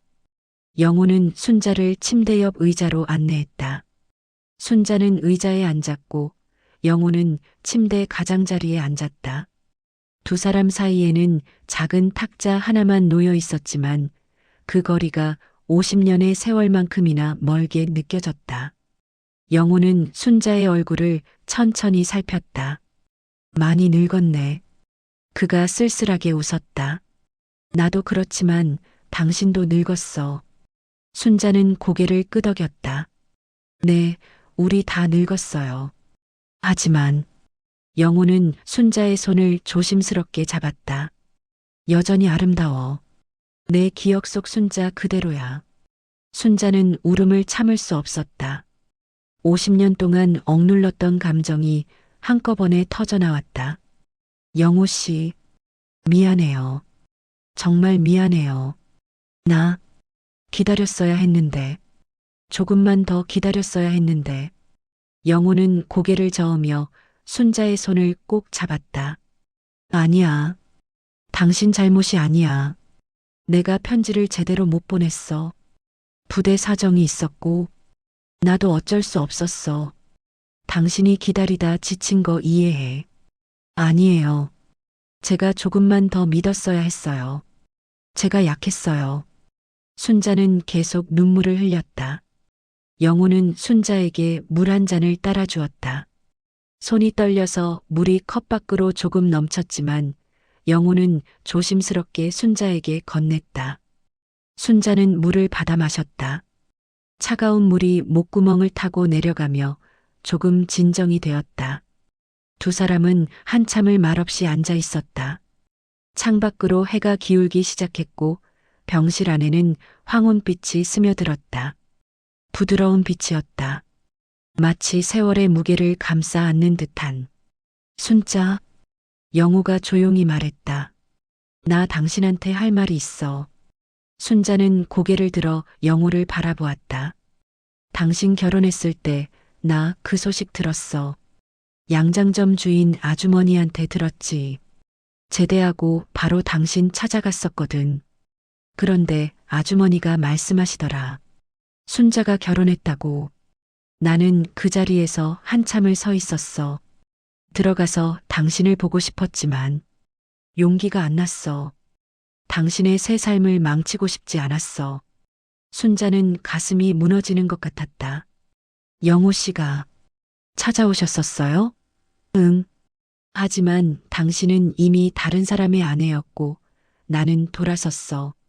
그게 옳은 일이라고 생각했어. 그리고 부산으로 내려왔지. 영호는 창밖을 바라보았다. 처음엔 정말 힘들었어. 술도 많이 마셨고 방황도 많이 했어. 하지만 시간이 지나면서 받아들였어. 당신이 행복하게 살기를 바랐어. 그게 내가 당신을 위해 할 수 있는 유일한 일이었으니까. 나도 행복하게 살려고 노력했어요. 순자가 말했다. 철수는 좋은 사람이었어요. 성실하고 가정적이었고 아이들을 잘 키웠어요. 나도 좋은 아내가 되려고 애썼어요. 하지만 순자는 말을 멈췄다. 영호는 순자를 바라보며 조용히 기다렸다. 하지만 내 마음 한구석에는 늘 영호 씨가 있었어요. 미안해요. 철수한테도 미안하고 영호 씨한테도 미안해요. 영호는 고개를 저었다. 미안해할 필요 없어. 나도 마찬가지였어. 나도 결혼했고 아이들도 낳았고 나름 잘 살았어. 아내는 좋은 사람이었고 나는 좋은 남편이 되려고 노력했어. 하지만 마음 한구석은 늘 당신이 차지하고 있었어. 그게 첫사랑인가 봐. 아무리 시간이 지나도 아무리 다른 사람을 만나도 첫사랑은 잊혀지지 않는 거. 영호의 목소리는 쓸쓸했지만 동시에 평온했다. 마치 오랜 세월 동안 받아들인 진실을 말하는 것 같았다. 순자는 고개를 끄덕였다. 맞아요. 첫사랑은 특별한 거예요. 두 사람은 다시 침묵 속에 빠졌다. 하지만 이번 침묵은 불편하지 않았다. 오히려 편안했다. 50년의 세월이 만든 공백을 이 침묵이 천천히 채워주고 있는 것 같았다. 영호는 침대 옆 서랍을 열었다. 안에서 낡은 손수건 하나를 꺼냈다. 하얀 손수건에 파란 실로 술을 놓은 것이었다. 순자가 영호를 위해 만들었던 그 손수건. 이거 평생 간직했어. 영호가 손수건을 순자에게 보여주었다. 손수건은 세월의 발에 있었지만 여전히 정성스러운 바느질이 보였다. 순자는 손수건을 받아들었다. 손가락으로 술을 놓은 부분을 쓰다듬었다. 50년 전 20살의 순자가 밤마다 바늘을 들고 정성스럽게 술을 놓았던 그 손수건. 영호 씨가 아직도 갖고 계셨어요? 응. 어디를 가든 항상 갖고 다녔어. 이게 당신과의 유일한 연결고리였으니까. 영호는 쓸쓸하게 웃었다. 순자는 눈물을 흘리며 손수건을 가슴에 안았다. 그 순간 순자는 깨달았다. 자신과 영호는 비록 함께하지 못했지만 마음만큼은 늘 함께였다는 것을. 50년의 세월 동안 서로 다른 곳에서 다른 사람들과 살았지만 마음 한구석에는 늘 서로가 있었다는 것을. 영호 씨, 순자가 조용히 말했다. 우리 잘못된 건 아니에요. 그냥 때가 안 맞았던 거예요. 영호는 고개를 끄덕였다. 맞아. 우리는 잘못하지 않았어. 그냥 운이 나빴던 거야. 전쟁, 가난, 현실. 그런 것들이 우리를 갈라놓았을 뿐이야. 순자는 영호의 손을 꼭 잡았다. 하지만 지금 이렇게 만났잖아요. 늦었지만 그래도 만났어요. 영호는 순자의 손을 쓰다듬으며 미소 지었다. 응. 그래서 나는 지금 행복해. 죽기 전에 당신을 볼 수 있어서. 그 말을 들은 순자는 가슴이 무너지는 것 같았다. 죽기 전에. 그 말이 현실을 일깨웠다. 영호는 말기 암 환자였다. 시간이 많지 않았다. 순자는 눈물을 참으며 말했다. 영호 씨, 아직 포기하지 마세요. 치료받으면. 영호는 고개를 저었다. 순자야, 나는 이미 받아들였어. 의사들도 더 이상 할 수 있는 게 없대. 이제 시간을 기다리는 것뿐이야. 하지만 괜찮아. 나는 충분히 살았어. 그리고 당신을 다시 만났으니 이제 여한이 없어. 순자는 고개를 저으며 눈물을 흘렸다. 아니에요. 여한이 없을 리가 없어요. 우리 함께 살지도 못했잖아요. 나이 들어 손잡고 산책도 못 해봤잖아요. 손주들 보면서 같이 웃지도 못했잖아요. 영호는 순자의 손을 꼭 잡으며 말했다. 그래. 그런 것들을 못 해봤어. 하지만 순자야, 우리에게는 추억이 있잖아. 한강변을 걸었던 그 봄날, 남산에 올랐던 그 가을, 명동 다방에서 커피를 마시던 그 겨울. 그 추억들은 아무도 빼앗아갈 수 없어. 그리고 지금 이 순간도 우리의 추억이 될 거야. 순자는 천천히 고개를 끄덕였다. 영호의 말이 맞았다. 함께하지 못한 세월을 후회할 수도 있지만 함께했던 시간을 기억하는 것이 더 중요했다. 그 짧았지만 소중했던 시간들. 그것만으로도 충분히 의미가 있었다. 순자는 눈물을 닦으며 미소 지었다. 네. 고마워요, 영호 씨. 다시 만나게 해줘서. 해가 완전히 지고 병실 안에 어둠이 내렸다. 간호사가 들어와 불을 켜고 영호의 상태를 확인했다. 송 선생님, 저녁 드셔야죠. 오늘은 보호자분이 오셨네요? 간호사가 순자를 보며 물었다. 순자는 어떻게 대답해야 할지 몰라 머뭇거렸다. 영호가 먼저 말했다. 네, 오래된 친구예요. 멀리서 왔어요. 간호사는 미소 지으며 고개를 끄덕였다. 그러세요. 좋으시겠어요. 어르신들 옛날 친구 만나면 기운이 나시거든요. 저녁 식사 가져다 드릴게요. 간호사가 나간 후 영호는 순자를 바라보며 말했다. 순자야, 배고프지? 우리 같이 저녁 먹자. 순자는 고개를 저었다. 전 괜찮아요. 영호 씨나 드세요. 아니야. 당신도 먹어야 해. 기차 타고 오느라 힘들었을 텐데. 영호는 고집을 부렸다. 곧 간호사가 저녁 식사를 가져왔다. 죽 한 그릇과 반찬 몇 가지. 병원 음식이라 양도 적고 맛도 심심해 보였다. 영호는 순자에게 숟가락을 건넸다. 우리 나눠 먹자. 순자는 숟가락을 받았다. 두 사람은 한 그릇에 죽을 나눠 먹었다. 말없이 천천히 죽을 한 숟가락씩 뜨며 순자는 문득 오래전 기억이 떠올랐다. 영호와 처음 만났을 때 그들도 이렇게 하나의 음식을 나눠 먹었었다. 명동 다방에서 샌드위치 하나를 반씩 나눠 먹었던 그날.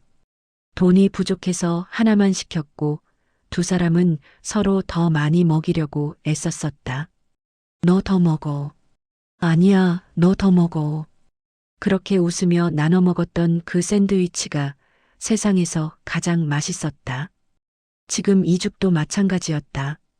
맛은 심심했지만 영호와 함께 먹으니 특별했다. 식사를 마치고 두 사람은 다시 마주 앉았다. 영호는 순자에게 물었다. 순자야, 당신 자식들은 잘 있어? 순자는 고개를 끄덕였다. 네. 딸 하나, 아들 하나 있어요. 딸은 서울에 살고 아들은 미국에 있어요. 손주들도 있고요. 다행이네. 당신이 행복하게 살았다니 나도 기뻐. 영호는 진심으로 웃었다. 영호 씨는요? 순자가 물었다. 나도 비슷해. 딸 하나, 아들 하나. 딸은 미국에 있고 아들은 서울에서 의사해. 손주들도 있어. 가끔 와서 보고 가지. 외롭진 않으세요? 순자가 조심스럽게 물었다. 영호는 잠시 생각하다가 대답했다. 외롭지.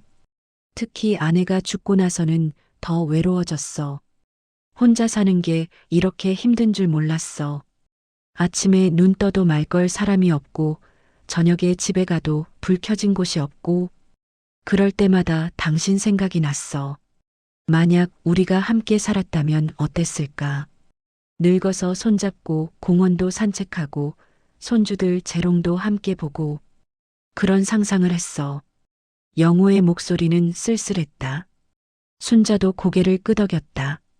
저도 그랬어요. 철수가 죽고 나서 혼자 살면서 가끔 영호 씨 생각했어요. 만약 영호 씨와 함께 늙었다면 어땠을까?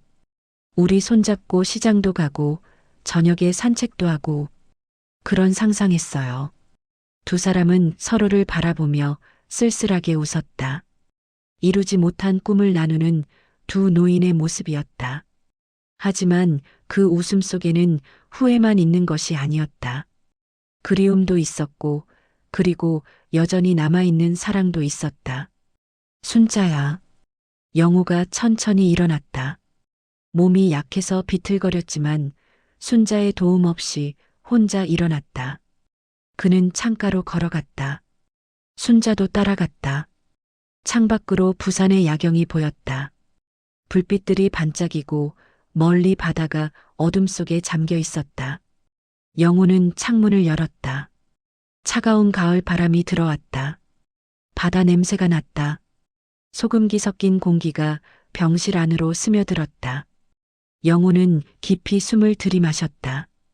이 냄새 좋아.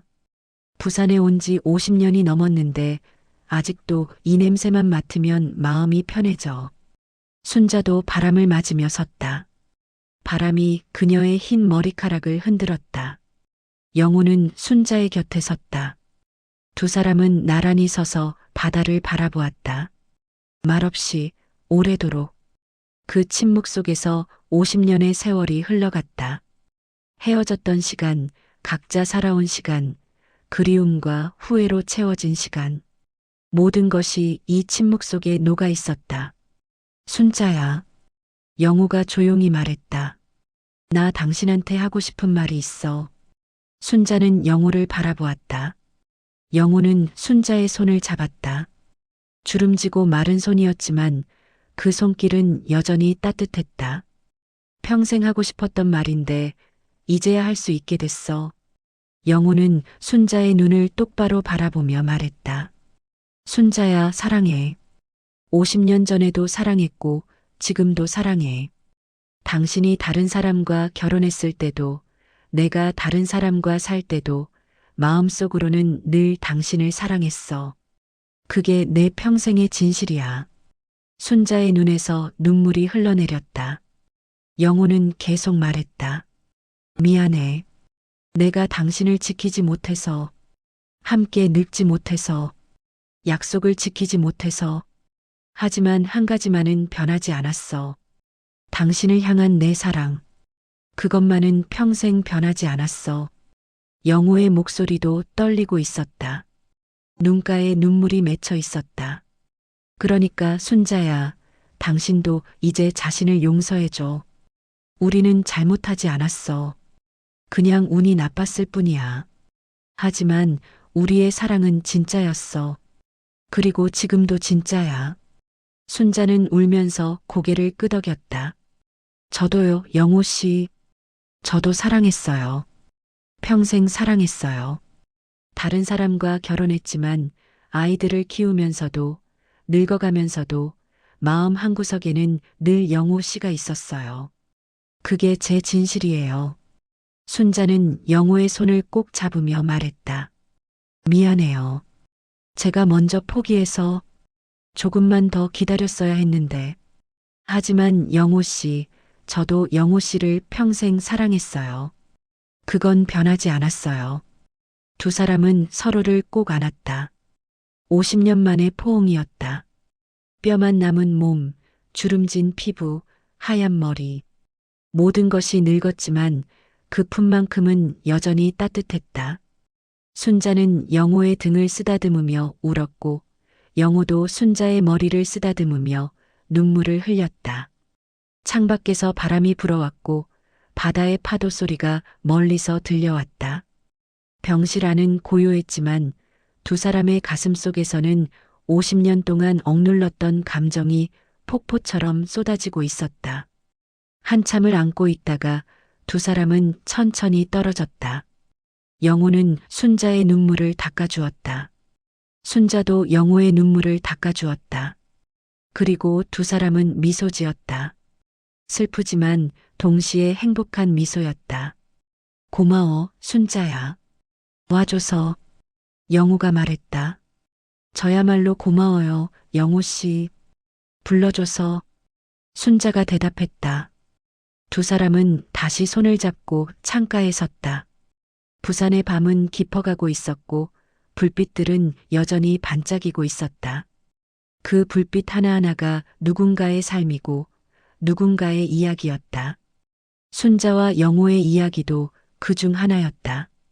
순자야, 내일도 와줄 수 있어? 영호가 조심스럽게 물었다. 순자는 고개를 끄덕였다. 당연하죠. 매일 올게요. 제가 서울로 돌아가기 전까지. 언제 돌아가는데? 아직 모르겠어요. 당분간은 여기 있을 거예요. 영호 씨 곁에. 순자의 말에 영호는 눈물을 글썽이며 고개를 끄덕였다. 고마워. 정말 고마워. 순자는 영호의 손을 꼭 잡았다. 제가 더 고마워요. 다시 만나게 해줘서, 이렇게 사랑한다고 말할 수 있게 해줘서. 밤이 깊어지자 순자는 병원 근처 여관에 방을 잡았다. 영호는 순자를 배웅하며 복도까지 나왔다. 조심히 가. 내일 봐. 네, 내일 봐요. 푹 쉬세요. 순자는 손을 흔들며 엘리베이터에 탔다. 문이 닫히는 순간까지 두 사람은 서로를 바라보았다. 엘리베이터가 내려가고 순자는 혼자 남았다. 거울에 비친 자신의 얼굴을 보았다. 눈은 퉁퉁 부어 있었고 얼굴은 피곤해 보였다. 하지만 이상하게도 마음은 가벼웠다. 50년 동안 짊어졌던 무거운 짐을 내려놓은 것 같았다. 순자는 작게 미소 지었다. 고마워요, 영호 씨. 다시 만나게 해줘서. 순자는 그 후 보름 동안 부산에 머물렀다. 매일 아침 여관에서 나와 병원으로 향했고 저녁까지 영호 곁에 있었다. 두 사람은 많은 이야기를 나눴다. 지나온 50년의 세월에 대해, 각자의 가족에 대해, 후회와 그리움에 대해. 때로는 말없이 손을 잡고 앉아 있기도 했다. 말이 필요 없었다. 함께 있다는 것만으로 충분했다. 영호의 건강은 날마다 조금씩 나빠졌다. 기침이 잦아졌고 숨쉬기가 힘들어졌다. 산소 마스크를 쓰는 시간이 길어졌다. 하지만 순자가 곁에 있으면 영호는 미소를 지었다. 당신이 있으니 아프지 않아. 어느 날 오후 영호의 아들이 병원을 찾아왔다. 서울에서 내려온 것이었다. 키가 크고 의사답게 단정한 인상의 중년 남자였다. 그는 병실에 들어서다가 순자를 보고 놀란 표정을 지었다. 아버지, 이분은? 영호는 아들에게 순자를 소개했다. 이분은 아버지의 오래된 친구야. 김순자 씨. 순자는 일어나 인사했다. 안녕하세요. 영호의 아들은 어색하게 인사를 받았다. 아, 네. 안녕하세요. 그는 아버지를 보며 의아한 표정을 지었지만 더 묻지 않았다. 영호의 아들은 아버지의 상태를 확인하고 의사와 상담했다. 복도에서 순자와 마주쳤을 때 그는 조심스럽게 물었다. 실례지만 할머니는 아버지와 어떤 관계세요? 순자는 잠시 망설이다가 대답했다. 오래전에 알던 사이예요. 아주 오래전에. 영호의 아들은 고개를 끄덕였다. 아버지가 최근에 많이 밝아지셨어요. 할머니 때문인 것 같아요. 감사합니다. 그는 진심으로 고개를 숙였다. 순자는 눈물이 날 것 같았다. 아니에요. 제가 더 감사하죠. 영호의 아들이 돌아간 후 영호는 순자에게 말했다. 아들이 당신한테 고맙다고 하더라. 순자는 고개를 끄덕였다. 네. 좋은 아들 두셨어요. 당신 덕분이야. 당신이 와서 나한테 살아갈 이유를 줬어. 매일 아침 눈 뜰 때 당신을 볼 수 있다는 게 얼마나 기쁜지 몰라. 영호는 순자의 손을 잡으며 말했다. 순자야, 나 이제 곧 갈 것 같아. 몸이 그걸 알려줘. 하지만 후회 없어. 당신을 다시 만났고 사랑한다고 말했고 함께 시간을 보냈으니까. 이제 편하게 갈 수 있어. 순자는 고개를 저으며 눈물을 흘렸다. 아니에요. 아직 가시면 안 돼요. 조금만 더 함께 있어요. 순자야, 우리 언젠가는 헤어져야 해. 하지만 괜찮아. 우리는 다시 만날 거야. 저 세상에서. 그때는 젊은 모습으로 만나자. 20살의 순자와 22살의 영호로. 영호는 쓸쓸하게 웃었다. 그때는 헤어지지 말자. 영원히 함께하자. 순자는 울면서 고개를 끄덕였다. 네. 약속해요. 그때는 절대 헤어지지 말아요.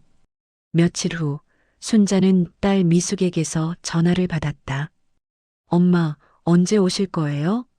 미숙의 목소리는 여전히 차가웠지만 예전보다는 부드러웠다. 곧 갈게. 순자가 대답했다.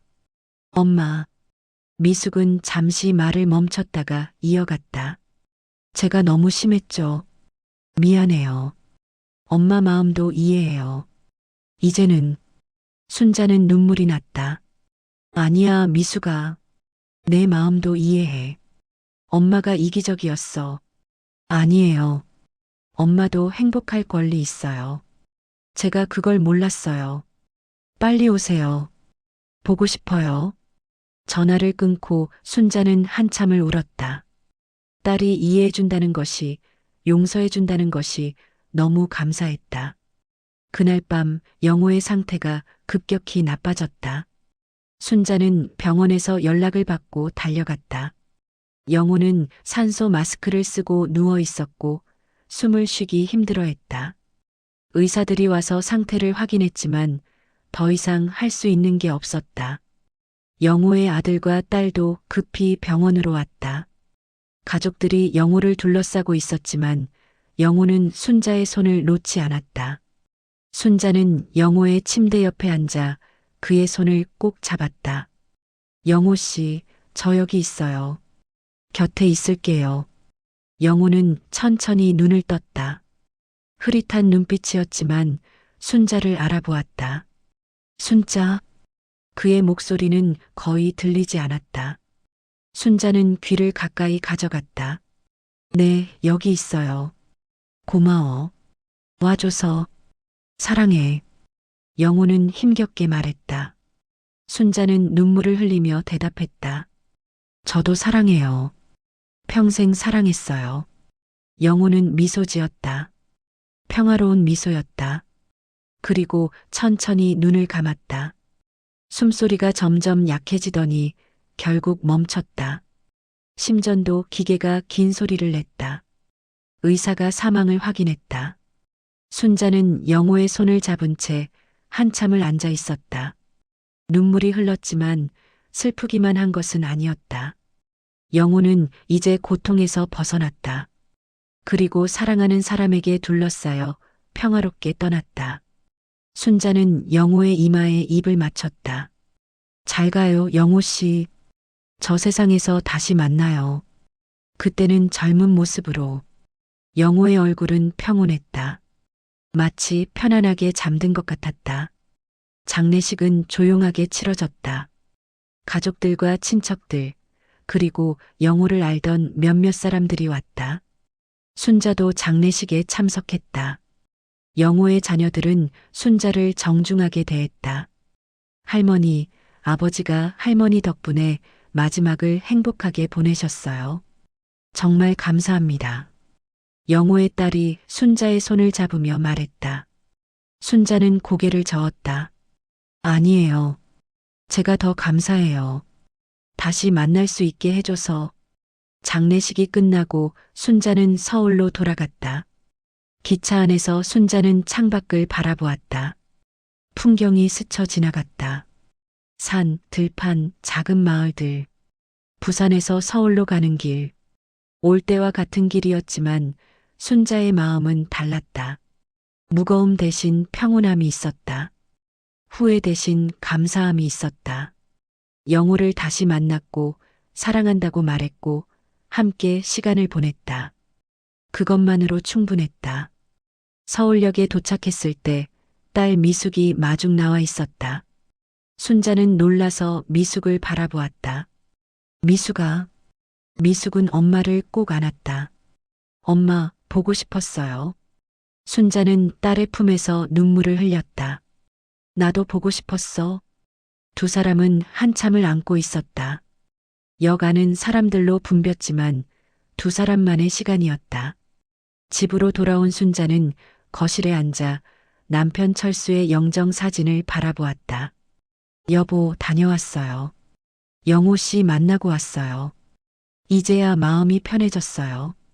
당신한테도 미안했고 영호 씨한테도 미안했는데 이제는 괜찮아요. 두 사람 다 이해해 줄 거라고 믿어요. 순자는 사진에 대고 조용히 말했다. 사진 속 철수는 여전히 온화하게 웃고 있었다. 그날 밤 순자는 오래된 서랍을 열었다. 영호의 편지들과 사진들이 들어있는 상자를 꺼냈다. 그리고 그 옆에 영호가 평생 간직했던 손수건을 놓았다. 영호의 장례식 때 가족들이 순자에게 전해준 것이었다. 아버지가 이걸 할머니께 드리라고 했어요. 순자는 손수건을 펼쳤다. 그리고 그 안에서 작은 종이 한 장을 발견했다. 영호의 글씨로 쓰인 짧은 메모였다. 순자야, 이 손수건 돌려줘. 당신이 만든 거니까 당신이 가져야 해. 그리고 기억해줘. 우리의 사랑은 진짜였어.